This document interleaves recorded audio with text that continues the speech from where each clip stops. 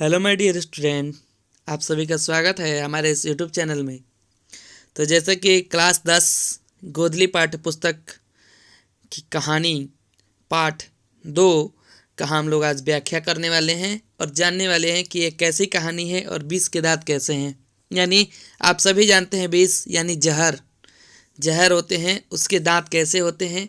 यानी इस चैप्टर में ऐसी क्या कहानी है जो कि नलिन बिलोचन शर्मा के द्वारा लिखी गई है, और इस कहानी के माध्यम से हम सभी समझेंगे कि इस कहानी में नलिन बिलोचन शर्मा ने क्या कहा है। तो जैसा कि मैं आपको बता दूं, इससे हम लोग पहले के वीडियो में पाठ 1 की व्याख्या कर चुके हैं, वस्तुनिष्ठ प्रश्न के साथ साथ सभी प्रश्न उत्तर, जो कि आपको प्लेलिस्ट में मिल जाएगा, जाकर आप देख सकते हैं। अगर आप हमारे चैनल पर नए हैं तो चैनल को ज़रूर सब्सक्राइब कर दें अगर आप सभी को अच्छा लगे तो, अन्यथा ना करें, क्योंकि अच्छा नहीं लगेगा तो आप क्यों करेंगे। ठीक, तो अच्छा लगे तभी कीजिए, अदरवाइज मत कीजिए। देखिए अब हम लोग, लेकिन मैं आपको इतने भरोसा के साथ दिला सकता हूं कि अगर आप इस यूट्यूब चैनल के सारे पढ़ेंगे, जो भी वीडियो अपलोड हो रहे हैं वो सारे आपको एग्ज़ाम में उपयोगी होंगे। जितना हम हर वीडियो आपको एग्ज़ाम के रिलेटेड, पहले सिलेबस देख लीजिए आप सभी, तभी आप इसको देखना शुरू कीजिए कि कैसे आपको कहां कहां से 100 मार्क्स मिल रहे हैं। तो हम लोग सबसे पहले लेखक परिचय जानेंगे, क्योंकि अधिकतर सवाल जो होते हैं लेखक से संबंधित आते हैं।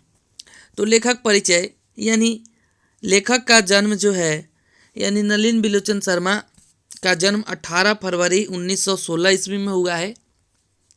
लेखक बिहार के ही हैं, पटना के बदरघाट में हुआ है इनका जन्म हुआ था। माता पिताजी का इनके नाम है, पिताजी का नाम रामावतार शर्मा और माताजी का नाम रत्नावती शर्मा। ठीक है, तो आप यहाँ से याद करते जाइएगा। आप सभी को एग्जाम में ना ऑब्जेक्टिव सवाल पूछे जाते हैं, तो बहुत सारे ऑब्जेक्टिव सवाल जो होते हैं वो लेखक से होते हैं। तो ऑब्जेक्टिव सवाल पूछा जा सकता है, लेखक का जन्म कब हुआ, विष के दांत के लेखक कौन है, लेखक का जन्म कहाँ हुआ, पटना बदरघाट, माता पिता का क्या नाम है।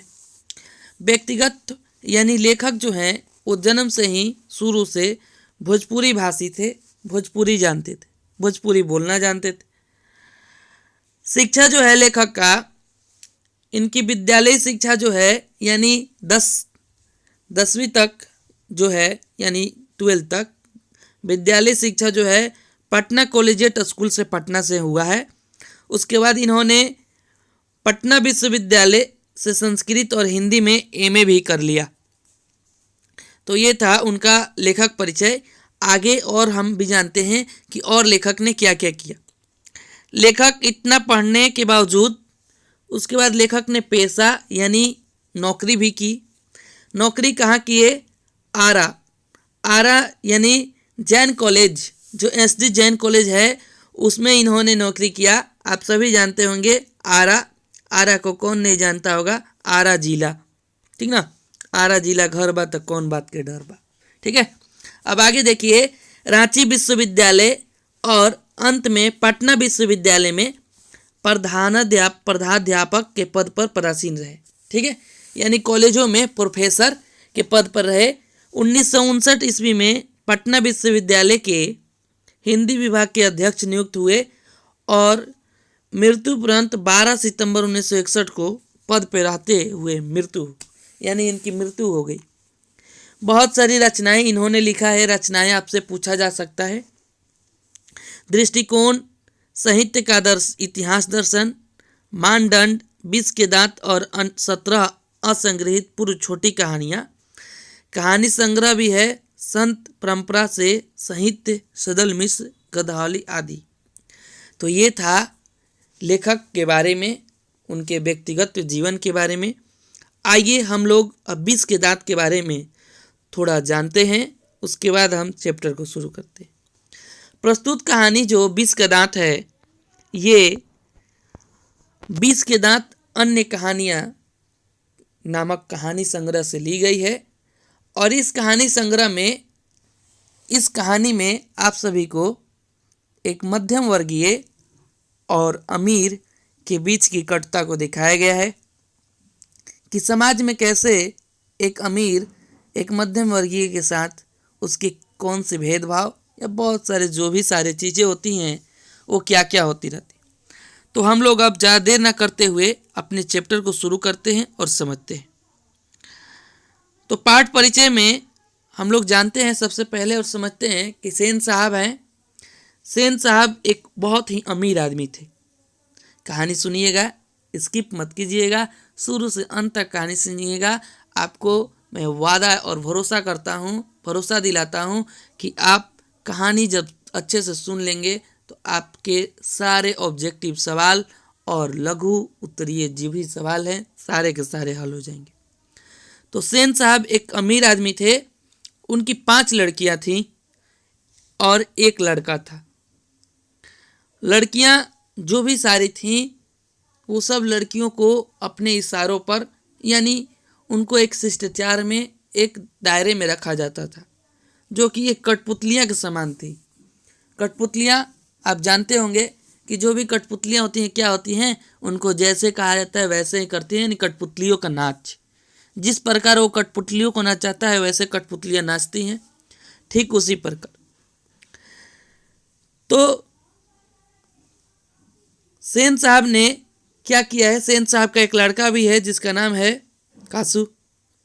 सेन साहब में हाल ही में एक नई मोटर कार खरीदी है और सेन साहब अपने ड्राइवर को सख्त हिदायत दिए हैं कि इस मोटर कार पर एक भी धब्बा नहीं लगना चाहिए। और वो मोटर कार जो है वो काली रंग की है और वो मोटर कार का नाम है स्ट्रीमलैंड। उस मोटर कार का नाम है स्ट्रीमलैंड। ओके माय डियर स्टूडेंट, तो उस मोटर कार का सबसे जो भी दिक्कत था वो सबसे उनका खोखा, यानी खोखा जो है बेटा और खोखी जो है बेटी को कहा जाता है। तो चूंकि खोखा सबसे छोटा था यानी उनका लड़का, और सेन साहब के नाउमीद बुढ़ापे का आँख का तारा था, इसीलिए मोटर को कोई खतरा था तो खोखा से ही था। लेकिन एक दिन की बात है कि मदन नामक लड़का एक था जो कि सेन साहब के क्लर्क गिरधर लाल का बेटा था। उनकी फैक्ट्री में गिरधर लाल काम करते थे। वो क्या किया कि सेन साहब की गाड़ी को छू दिया और छूने के बाद जैसे ही सेन साहब को ऐसा लगे कि उसने बहुत ही बड़ा अपराध कर दिया और अपने उसके ड्राइवर जो है मदन को क्या करते हैं, धक्का देकर फटकार दे भगा देता। जबकि उनके लड़का जो है खोखा यानी कसू, उससे ज़्यादा उस कार को क्षति था, सबसे ज़्यादा वही क्षति करता था।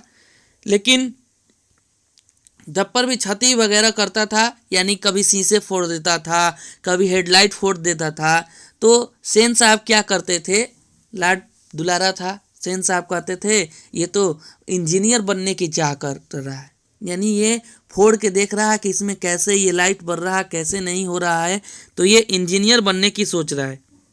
लेकिन वही मदन ने किया तो मदन के साथ अन्याय, क्योंकि मदन जो है एक मध्यम वर्गीय का लड़का है और मदन को दंडित करने उसके पिता से हमेशा कहते रहते थे सेन साहब कि आपका लड़का शैतान हो गया है, उसको थोड़ा संभालिए। जबकि खोखा क्या करता था कि कभी भी उसकी गाड़ी जो थी वो फोड़ देता था, कभी भी चीज़ों कर देता, तो सेन साहब बहुत ही खुश हो जाते थे और सोचते थे कि ये तो इंजीनियर बनने की सांस हो जाए।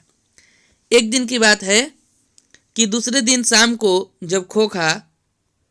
जब ऐसी वाकया मदन के साथ घट चुकी, तो खोखा जब मदन के गली में गया खेलते हुए, तो खेल में भाग लेना चाहा। सभी बच्चे लट्टू नचा रहे थे, वो भी लट्टू नचाने की सोच रहा था, लेकिन खोखा अपने शब्दों में बहुत तेजी अहंकार में कहा, जिससे मदन ने उसे मंजूरी नहीं दी, खेलने से मनाही कर दी। इसके कारण खोखा और मदन में क्या हुआ कि झगड़ा हो गया और मदन कासू जो है खोखा बहुत जमकर पिटाई कर दी। और जब जमकर पिटाई कर दी तो जब भी ऐसी हरकतें करता था तो उसके पिता जो हैं गिरधर लाल उसे बहुत मारते थे, बहुत पीटते थे। इस डर के कारण मदन जो है अपने पिता के डर के कारण क्या हुआ कि वो घर नहीं गया और रात 8-9 बजे तक घर नहीं गया।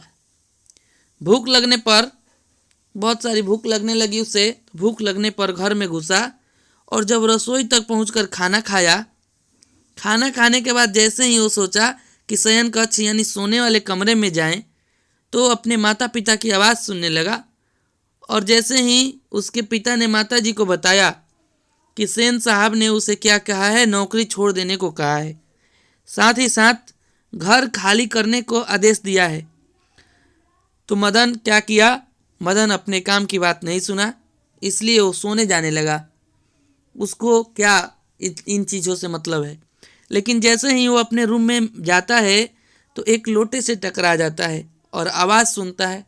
आवाज़ जैसे ही आता है तो उसके पिताजी रूम से बाहर आते हैं और बाहर आते हुए उस दिन ऐसा चीज़ हुआ मदन के साथ जैसा कभी दिन नहीं हुआ हो।